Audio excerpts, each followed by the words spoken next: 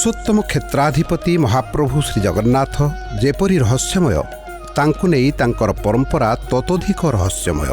से महाशून्य पुनि महापूर्ण, से साकार पुनि निराकार, से सगुण पुनि निर्गुण इत्यादिर आधार होई जगत को लीला कैबल्य बांटी आसुछंती केउ प्राचीन कालरू। से अचल महामेरु, से पुनि नित्य चंचल लीलामय। तेणु प्रत्येक धूलिकणा एठी रहस्यमंडित। सेही रहस्य भितरे महाप्रभु श्री जगन्नाथଙ୍କ मंदिर निकटरे थिबा बंगोपसागरर एई अंश महोदधि आहुरी रहस्यमय। श्रीक्षेत्र को स्पर्श करुथिबा एई समुद्र जलराशि ही महोदधि।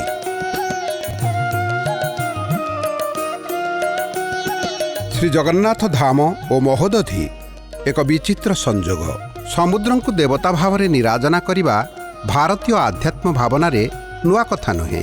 आज को प्राय 20 वर्ष तले गोवर्धन पीठाधीश जगद्गुरु शंकराचार्य निश्चलानंद सरस्वती महाराज आयोजन करथिले महोदधि आळती परंपरा।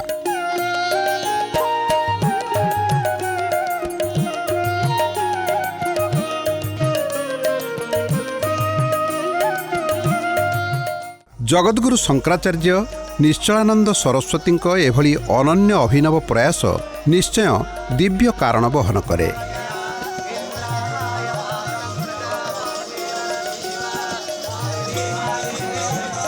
शंकराचार्य जो दशनामी संप्रदाय से सागर एवं महोदधिर सुरक्षा यही आलतीर उद्देश्य। यह नित्य संध्या 6:30 ठीक समय हुए और पौष पूर्णिमार यार वार्षिक उत्सव हुए।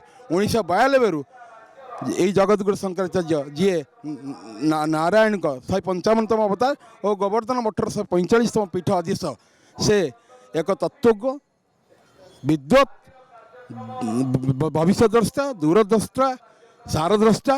तेणु तांकर ये जो महोदधि आमर पंचतीर्थर गोटे महोदधि तीर्थराज महोदधि पुरी श्रीक्षेत्र भगवान हेले श्री जगन्नाथ, शक्ति हेले माँ विमला और तीर्थ है तीर्थराज महोदधि। यार सुरक्षा, या सम्मान, यार पूजन, आर संध्या आरतीर उद्देश्य आमे जो ठिया होइछु से चिन्मयेश्वर महादेव मंदिर।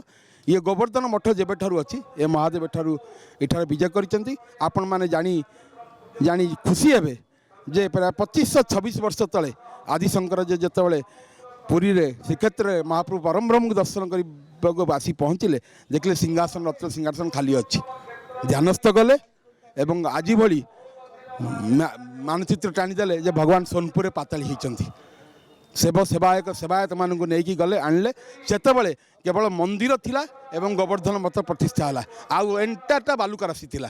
ए 300 एकड़ जगह गोवर्धन मठ थिला एवं ए स्वर्गद्वार महोदधि आरतीर संपत्ति। यह गोवर्धन मठ स्वर्गद्वार एक सुमहत कार्य एटी गोवर्धन मठ तक दान करछि एवं यार सुरक्षा एवं गोवर्धन मठर दायित्व अच्छी। एवं प्रत्यय अभिषेक करा जाए एवं नित्य आलती एठू बाहर की जाए। चिन्मयेश्वर महादेवंकर उपस्थिति एठारे निश्चित भव्य दिव्य आमको दिव्यता प्रदान करुच्ची। एवं प्रत्यय यही महोदय आम गोवर्धन मठ तरफ पूजा करा जाए, संध्यार आलती करा जाए, भोग लगे एवं आलती प्रतिदिन एठारे समुद्र आरती जाइए आलती प्रस्तुत हुए। विद्यार्थी माने, पूजक माने और आमर मठर कर्मचारी माने यार सहायक होती।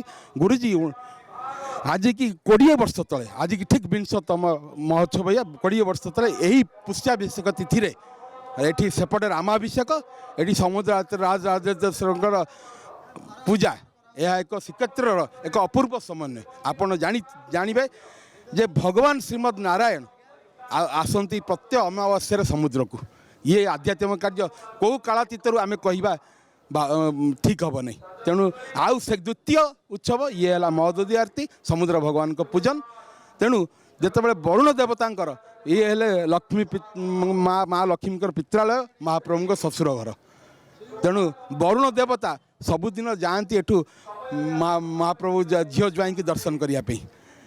थरे हेरा पंचमी दिन गला बेलू महालक्ष्मी नहांती कि ज्वाई भी नहांती।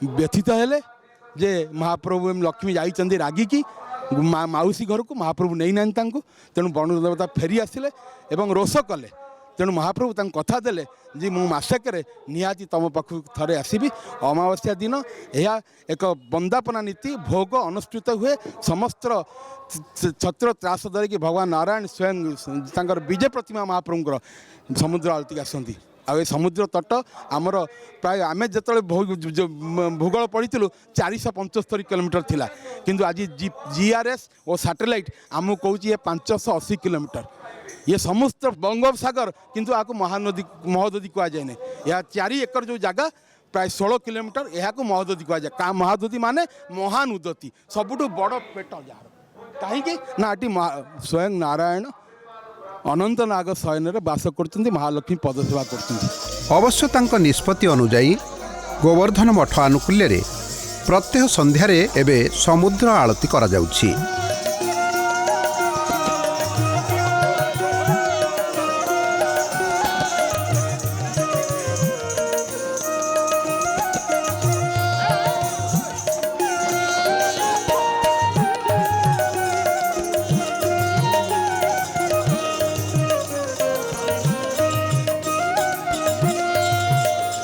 पौष पूर्णिमार किंतु पालन करा जाए समुद्र आळतीर वार्षिक उत्सव। पौष पूर्णिमार महाप्रभुंकर रामाभिषेक उत्सव श्रीमंदिर रे पालन करा जाए।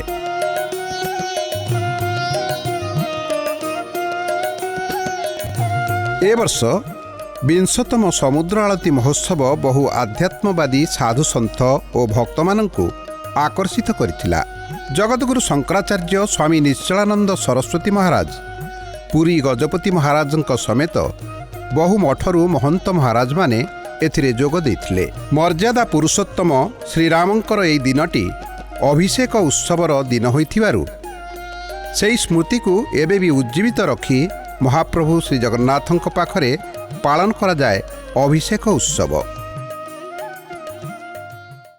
हमने संकेत किया हमारा आपका जीवन अद्भुत है पर ध्यान रखना चाहिए। हमको भगवत कृपा से मनुष्य शरीर प्राप्त हुआ है। हमारी प्रज्ञा शक्ति प्राण शक्ति अत्यंत परिपुष्ट है। हम अपने जीवन का उपयोग और विनियोग धर्माचरण में कर सकते हैं, भगवत भक्ति में कर सकते हैं, भगवत तत्व के विज्ञान का मार्ग भी प्रशस्त कर सकते हैं। तुलसीदास जी महाभाग ने विविध ग्रंथों का अनुशीलन करके एक पंक्ति की संरचना की। साधन सोपान की दृष्टि से वह पंक्ति बहुत महत्वपूर्ण है। धर्म ते विरत योग ते ज्ञान ज्ञान मोक्ष प्रद वेद वखाना। धर्म का फल है वैराग्य विरति अनासक्ति। वैराग्य का फल है समाधि योग। योग का फल है ज्ञान। ज्ञान का फल है मोक्ष। अनात्म वस्तुओं से विविक्त गुणमय भावों से अतिक्रांत आत्मा को आत्मा के अनुरूप जानना ही मुक्ति है। श्रीमद् भागवत में मुक्ति को परिभाषित की गई है। मुक्ति हेत्वान्यथा रूपम स्वरूपेण व्यवस्थिति।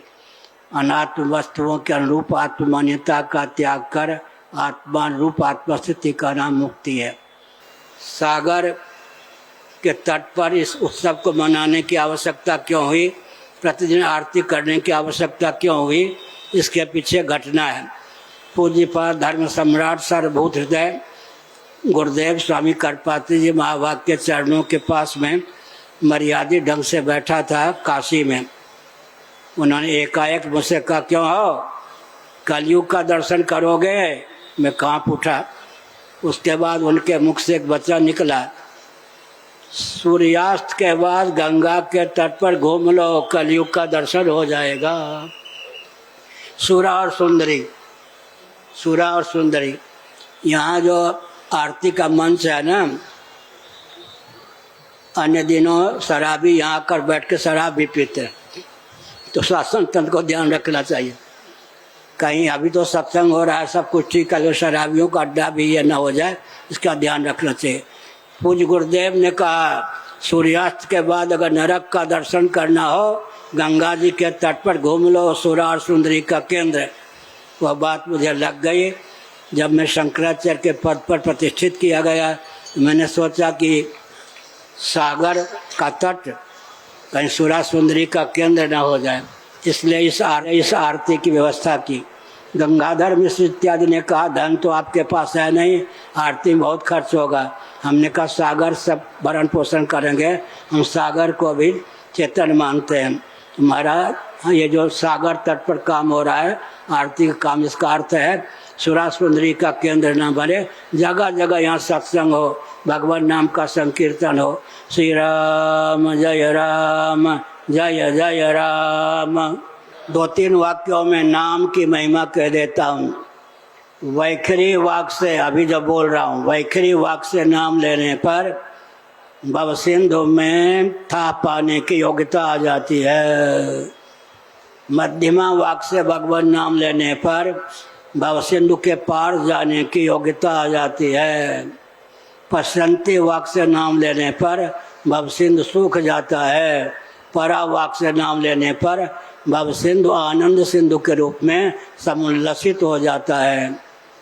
बस उसी वाक्य को ध्यान में रखिए, जीवन में दिव्यता का संसार होगा। जगत जगदीश्वर के, जगन्नाथ महाप्रभु के न अंदर है न बाहर। अगर बाहर है ऐसा मानेंगे तो जगन्नाथ जी व्यापक सिद्ध नहीं होंगे, अंदर मानेंगे तो पोला सिद्ध होंगे। इसलिए जगदीश्वर जगन्नाथ ही जगत के रूप में समुल्लसित हैं। हर हर महादेव।